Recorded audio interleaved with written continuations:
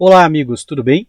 Meu nome é Josemar Bueno e hoje vamos dar continuidade, porque estamos quase no final aqui do documento, faltam poucas perguntas, da nota técnica. Então vamos dar continuidade na análise aqui da nota técnica 137 da ANEEL, Para quem quer o de paraquedas nesse vídeo, a ANEEL ela pretende criar um mercado que é um mercado, digamos assim, de armazenamento de energia, muito parecido com a lógica da GD, então ela fez uma consulta pública, recebeu contribuições, que são as respostas do mercado, e essa nota técnica resume as perguntas e as principais respostas. Então, caso você queira começar desde o início, esse aqui já é o vídeo 21, sobre a análise desse documento aqui. E vamos lá, vamos voltar aqui de onde paramos. Pronto, então pessoal, no último vídeo paramos aqui. Com relação aos consumidores de menor porte, quais as alterações na regulação econômica seriam necessárias para que os consumidores fossem incentivados a modular seu perfil de consumo por meio da inserção de recursos de armazenamento. Então, é sobre isso que vamos falar no vídeo de hoje, Mas antes quero fazer rapidamente 2 convites para vocês. O primeiro convite é para que conheçam o nosso grupo de negócios. Nesse grupo nós realizamos 2 lives semanais, temos um grupo fechado no WhatsApp e também treinamentos exclusivos. Então, todos os detalhes estão aqui na página. E meu último convite para vocês, caso vocês tenham interesse em trabalhar no mercado livre de energia, ou se você já atua e quer aumentar os seus conhecimentos, então deixe o convite, afinal não custa nada conhecer a página, Não tem nem propaganda, olha só pessoal, página bem limpinha, só com as informações do curso, não tem aqueles anúncios chatos que cobrem a tela, Aqui pessoal, então temos todo o material de apresentação, temos um vídeo aqui, esse vídeo aqui explica sobre o curso, tá? Então, resumidamente, quando você compra o curso, você está adquirindo aí 32 horas de videoaula e mais 42 horas de encontros online ao vivo específico para tirar dúvidas. Lembrando que temos também 30 horas de materiais extras em que eu vou adicionar novos materiais também. Então talvez, olhando o vídeo agora, quando você acessar a página, de repente tem mais cursos extras aqui, tem mais horas, tá pessoal? Porque eu vou adicionar algumas coisas. Bom, as lives ocorrem aos sábados, nós já iniciamos no dia 17 de fevereiro. São mais de 230 participantes das lives de Tira Dúvida. Todos os encontros ficam gravados, então você pode assistir as anteriores e pode participar ao vivo até o dia 23 de novembro, ou seja, os sábados alternados, até o dia 23 de novembro. Então, quando você compra o curso, você recebe então por e-mail os links, convidando para as lives e também as orientações para acessar as videoaulas, além de ser automaticamente adicionado no grupo de tirar dúvidas do WhatsApp. Certo, pessoal? Então agora vamos lá para o nosso conteúdo. Pronto, então pessoal, voltamos aqui. Eu vou ler a pergunta de novo para a gente contextualizar, até porque eu quero colocar uns apontamentos aqui nessa pergunta, tá? Bom, aqui diz o seguinte então, Com relação aos consumidores de menor porte, quais as alterações na regulação econômica, seriam necessários para que os consumidores fossem incentivados a modular seu perfil de consumo por meio da inserção de recursos de armazenamento. E na realidade, esse incentivo já existe de certa forma. O que acaba acontecendo? Existe uma tarifa hoje para grupo B que se chama tarifa branca. E ela coloca 3 postos tarifários e você não precisa contratar a demanda. Então como é que ela funciona? Você tem um horário que é o horário fora ponta, você tem o horário intermediário e o horário mais caro que é o horário ponta. Se você pegar a diferença financeira das tarifas, ou seja, pegar o horário ponta e comparar com o fora ponta, na média dá uns 17% mais barato o horário fora ponta. Então qual é a lógica do mercado para essa tarifa branca hoje? A lógica é a seguinte, você então da meia-noite até, por exemplo, 17 horas, você tem o horário fora ponta, vou colocar aqui, fora ponta, colocar aqui, 00, você então, das 17 até mais ou menos umas 18 horas, esse aqui seria o horário intermediário. Então, aqui nesse horário intermediário, a tarifa é um pouquinho mais cara. Mas no horário, por exemplo, das 18, vamos dizer aí até as 20 horas, né? Eu estou dando exemplos porque cada distribuidora define basicamente o seu horário, né? Acaba que coincide muito uma em relação à outra, né? Então, vamos lá. Então, das 18 até as 20, por exemplo, seria o horário ponta. Então, esse horário aqui é muito mais caro, né? E aí depois você volta para o horário intermediário novamente, né? Ou seja, aqui você tem o horário intermediário, que seria mais ou menos aí caro, né? Então, vamos dizer aí até as 21 horas. Porque a lógica da tarifa branca é 1 hora antes e 1 hora depois é o horário intermediário entre o fora ponta e o ponta, tá? O que acaba acontecendo aqui? Na prática acaba acontecendo o seguinte, né? Vou redesenhar a curva aqui. O cliente, se ele tem uma curva de carga, por exemplo, assim, e esse horário aqui é o horário ponta, o horário mais caro, ele vai ficar incentivado a fazer o quê? A instalar um sistema de armazenamento aqui, porque ele vai olhar o seguinte: pagar o valor da ponta, ele é mais caro ou mais barato, né? Ou seja, temos que analisar, do que investir, por exemplo, num sistema de armazenamento, né? Então, o sistema de armazenamento de energia, né? O SAI, como eles chamam ali. Só que o problema é que para grupo B, o custo do equipamento não vale a pena. Ou seja, então o que acaba acontecendo? Ninguém decide optar pela tarifa branca. Pouquíssimas pessoas optam. Quais são as pessoas que optam? São aquelas que fazem o seguinte. Deixa eu apagar aqui. São aquelas pessoas que fazem o seguinte, em que basicamente a curva delas, vamos trocar a cor aqui, a curva de consumo delas é algo, por exemplo, assim, ó, mais alto nesse horário e mais baixo nesse horário. Ou seja, no horário ponta, né, vamos colocar assim, ó, a demanda por energia é menor. Então, Josemar, mas que tipo de empresa ou pessoa tem esse consumo, né? Porque o normal seria no horário das 17 horas até as 21 horas, o consumo do grupo B aumenta, né? Porque as pessoas saem de suas casas, né? E vão, as pessoas saem dos seus trabalhos e vão para suas casas. E aí aquela coisa, né? Tomar um banho, praticamente a casa ficou sem consumo o dia todo, agora as pessoas voltaram, então você tem a iluminação começando a ser acionada, porque começa a ficar escuro, ou seja, você começa a ter a casa, né? Você mais usa a casa no horário das 17 em diante do que o contrário. Porém, algumas pessoas trabalham em casa, né? Então a pessoa pensa assim: bom, eu trabalhei em casa o dia todo, então quando chegar às 17 horas, que é o horário mais caro, eu vou parar de trabalhar e vou sair para dar uma volta, né? Para, né, aliviar um pouco o estresse. Vou passear com o cachorro, vou visitar um parente, um amigo, ou seja, a pessoa ficou o dia inteiro trabalhando em casa, né? Ela quer sair de casa um pouquinho, né? Então existem perfis de consumidor que olham para a tarifa branca e pensam, pô, isso aqui é bacana, mas, né, acabam também não optando por sistemas de armazenamento de energia, porque elas precisam da energia naquele momento mais barato, né? E também tem o pessoal que trabalha na madrugada, né? Então o pessoal que trabalha como editor de vídeos ou então grava os vídeos do YouTube, né? Por exemplo, esse pessoal pode trabalhar em qualquer horário, eles vão preferir, por exemplo, o horário mais barato da energia. Então, a tarifa branca foi uma tentativa para ver se o pessoal mudava um pouco os hábitos de consumo de energia, né? Porque a diferença seria de mais ou menos aí 17%. Só que para você poder usufruir isso, você teria que não consumir energia, ou pelo menos diminuir muito o consumo, no horário das 17 até as 21 horas, fazendo, né, uma comparação. E aí você repara que não é prático, ou seja, precisa ter um estímulo aí diferente, né? Então, com o sistema de armazenamento, ficaria interessante se você tiver, por exemplo, uma diferença de preço maior. E eu vou dar um exemplo para vocês. Vamos supor que uma empresa de transporte ela tenha um problema que o transporte fica ocioso, né? Ou seja, os ônibus andando vazios, por exemplo, né?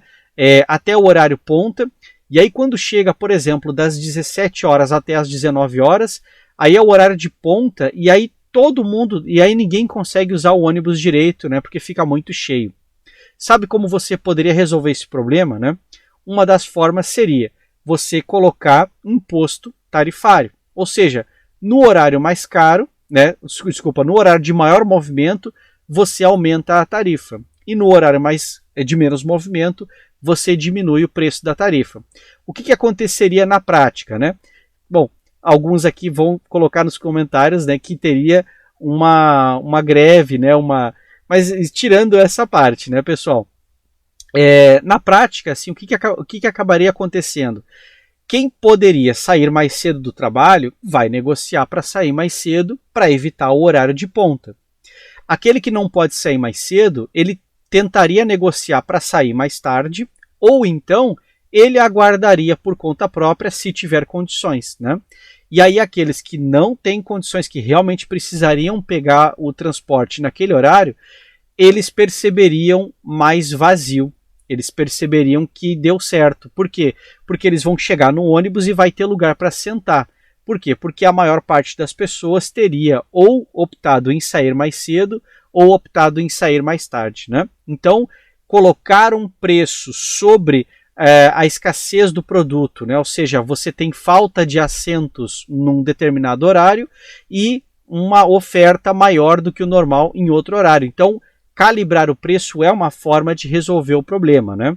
E aí você tem que olhar só para o mercado puramente, tá? A gente não pode olhar para outras questões, senão a gente vai confundir o raciocínio aqui, misturando questões sociais e leis trabalhistas. Não é essa a ideia. A ideia é um exercício, né, de como poderíamos resolver o problema, e aí a gente extrapola a partir dali, né? Bom, então no setor elétrico isso já existe, né? E ninguém reclama, né? Ninguém fala, como assim a tarifa não é o preço igual mesmo o tempo todo, né? O pessoal acha estranho falar para o ônibus, né? Agora, para a energia elétrica, ninguém acha errado, né? Bom, então o que poderia acontecer aqui? Eles poderiam criar um modelo tarifário em que o horário fora ponta fosse muito mais barato. Por quê? Porque aí a pessoa ela ia realmente querer investir nos equipamentos. Ou seja, não precisa subsidiar, você só precisa fazer um cálculo basicamente para que no horário ponta seja um pouco mais caro e no horário intermediário um pouco mais barato, para que de fato as pessoas quisessem sair do horário ponta. Mas daí a distribuidora ia perder dinheiro. Não ia perder dinheiro, porque ela está justamente querendo que o consumo seja mais homogêneo, né? Para que a potência instantânea no ponto crítico da rede seja uma potência menor, né? Ou seja, senão ela nem pensaria em imposto tarifário, ou seja, a tarifa seria um valor único o tempo todo e pronto, né? Mas não, ela está tendo algum tipo de prejuízo ali, né? Então a ideia seria ter, né, para sistemas de armazenamento, uma tarifa diferenciada seria realmente interessante, né? Bom, então pegando aqui as contribuições, né? Então aqui diz, destacaram-se indicações como a adoção de tarifa horária ou semi-horária, que é mais ou menos o que eu expliquei, né? Tarifa horária e semi-horária seria você dividir impostos tarifários, né? Ou seja, no horário X é mais caro, no horário Y é mais barato, né? Então há necessidade de aumentar a correlação entre postos horários da tarifa branca, que é a tarifa que eu expliquei, né? E o perfil de carga de consumidores comerciais e mesmo a insuficiência da atual tarifa branca. Ou seja, a tarifa branca hoje, ela existe e ninguém usa. Se essa tarifa existe e ninguém usa, é porque ela é inútil. Essa é a resposta. Se ninguém usa, é porque é inútil, né? É simples assim. Ou seja, é um sinal claro, tem que reformular a tarifa. É só pesquisar. Por que ela não funciona? E aí ajusta, né? Pronto. Temos aqui, necessidade da criação do agregador, né? Sua regulação e venda de energia por meio deste. Depois, necessidade de permitir, facilitar e estimular o SAI, né? Que seria os sistemas de armazenamento de energia. Estimular eu não concordo, porque se alguma coisa necessita de estímulo, se ela não tem estímulo por ela mesma, então é artificial, então não faz sentido para o mercado, né? Então, eu acho que não. Você tem que deixar o livre mercado, porque daí o mercado vai percebendo que pode ofertar aquele produto, né? Em conjunto com geração distribuída. Outras 15 contribuições consideradas relevantes, né? Então eles colocam aqui necessidade de revisão do sistema de compensação. Olha aí de novo, né, o pessoal pensando em matar, né, o micro e mini geração distribuída, né? Incipiência dos mercados de serviços ancilares, reserva de capacidade e resposta da demanda, ok? Depois temos aqui, ó, digitalização e aumento de informações para a tomada de decisão pelos consumidores, né? Aqui entra então as VPPs, né? Microredes, V2G, peer-to-peer, ou seja, os modelos de negócios que têm por base a digitalização da energia, né? Massificação de medidores inteligentes. Esse aqui eu acho burrice, né? Não precisa fazer assim. Ah, Josemar, mas se eu não tiver medidores inteligentes, como é que eu posso resolver esse problema, né? É muito simples. Pega a medição que já existe, coloca uma câmera na frente dela, pode ser uma câmera pequenininha, essas de smartphone, faz um módulozinho simples ali, ela bate uma foto a cada X minutos e uma inteligência artificial interpreta a leitura. Pronto, você tem agora a leitura em tempo real do medidor que já está ali, não precisa exigir um mercado de medidores inteligentes se existe solução mais inteligente. Olha aí, né? É só colocar a palavra inteligente e depois fica bacana, né? Medidor inteligente, câmera inteligente, solução inteligente, né? Carros inteligentes, qualquer coisa inteligente. Olha que bacana isso aí. Vamos voltar aqui para o vermelho. Venda de energia pelo consumidor. Esse aqui é fundamental, esse aqui é importantíssimo, né? Se o consumidor ele produz energia, você precisa dar liberdade para ele também poder vender. É simples assim, né? É muito, muito, muito simples. Bom, remuneração de atributos não elétricos, né? Aí eles colocam aqui, por exemplo, ambientais. Ficou vago demais. Isso aqui deveria ter um parágrafo inteiro explicando porque do jeito que está não tem lógica nenhuma. Cada um vai ficar agora aqui na sua cabeça viajando, né? E aí cria aquela polarização, porque tem gente que vai achar que não tem lógica, tem gente que vai achar que faz todo o sentido do mundo. Tem que escrever remuneração de qual forma, justifica isso, né? Não cria um moto perpétuo que não funciona aqui, né? O pessoal faz isso, né? O pessoal, vamos criar um método de remuneração, mas aí a coisa não gira, né? Você precisa do subsídio do governo, precisa de um... Não, tem que fazer o mercado funcionar por ele mesmo, né? Programa de comunicação e educação. Uma coisa importante, pessoal, quanto mais comunicação e mais educação, melhor. Mas pensar em programa, eu acho que isso aqui tem que partir livremente. Por exemplo, eu mesmo, eu decidi aqui pegar a nota da ANEEL, ler ela, comentar o que eu acho e vocês agora são livres, né, para poder analisar também e todo mundo se comunicando, nós vamos aprendendo, né, vamos nos educando juntos aqui. Então, olha só, não custa muito, né? Então, se você aumenta a transparência e aumenta a liberdade do mercado, o mercado se autoeduca, porque você quer aprender com os erros dos outros, né? Você não quer repetir erros, né? Então, se você viu que alguém errou e essa pessoa ela publicou, né? Ela coloca ali a experiência dela em alguma plataforma e você tem acesso, né? Então, você vai querer aprender por ali, ou seja, não precisa de um programa de comunicação. Aumenta a transparência de tudo, que aí o próprio mercado vai dar conta, né, de opinar, criticar, né? Ou seja, isso aqui que eu estou fazendo agora é uma forma de educação, né? Subsídios aos SAI, né? Então, sistemas de armazenamento de energia. Subsídio não tem lógica nenhuma. O mercado nem existe, já quer subsidiar, né? Quer subsidiar por quê? Qual que é a lógica disso, né? Vamos subsidiar o mercado de telégrafos, né? Afinal, não temos um mercado de telégrafos. Tem lógica isso? Não, né? Porque ninguém precisa de telégrafo. Agora, será que alguém precisa de sistema de armazenamento? Não sei. Deixa o mercado reagir. Se precisa de verdade, o mercado vai funcionar. Se não precisa, não precisa, né? Subsídios são questões bem, assim, eu acho que são bem específicas. Por exemplo, você tem ali a necessidade de produzir um medicamento. Aí é difícil colocar uma questão comercial, porque daqui a pouco aquela doença que o medicamento trata é um grupo muito pequeno de pessoas no mundo, mas alguém tem que fazer esse medicamento. Aí faz sentido ter o subsídio para alguma empresa conseguir ganhar dinheiro com isso, né? Porque senão ninguém vai nem pesquisar, deixa a doença ali, por exemplo, né? Então, subsídios são questões bem específicas, elas funcionam em contextos bem específicos e importantes, né?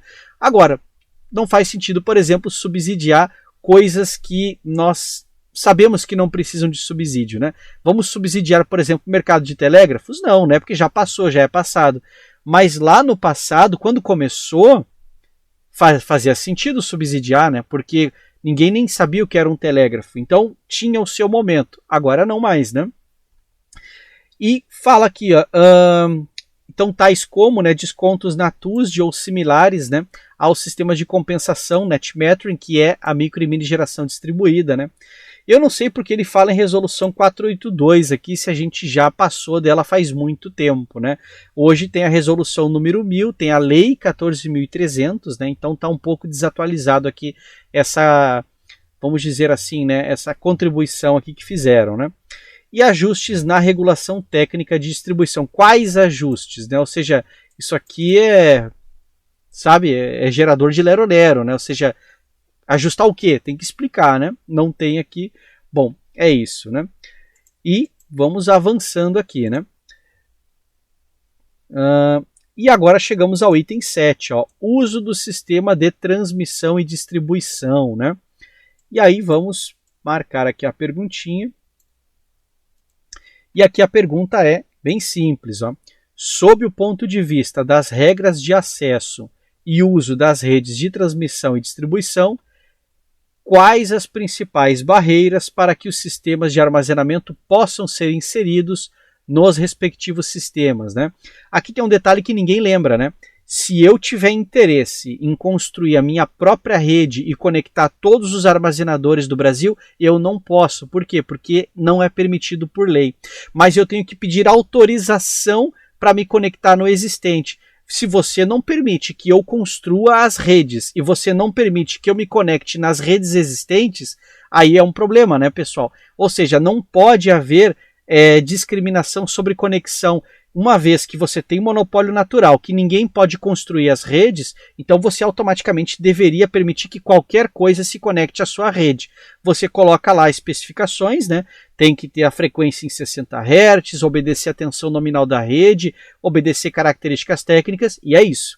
Agora, ou então faz o seguinte, né? Nós não permitimos que você então use nossas redes. Tudo bem, então eu vou construir minhas próprias redes, porque se eu vejo que tenho viabilidade econômica e eu vou colocar o meu dinheiro particular nas coisas, então eu posso fazer tudo sozinho, certo?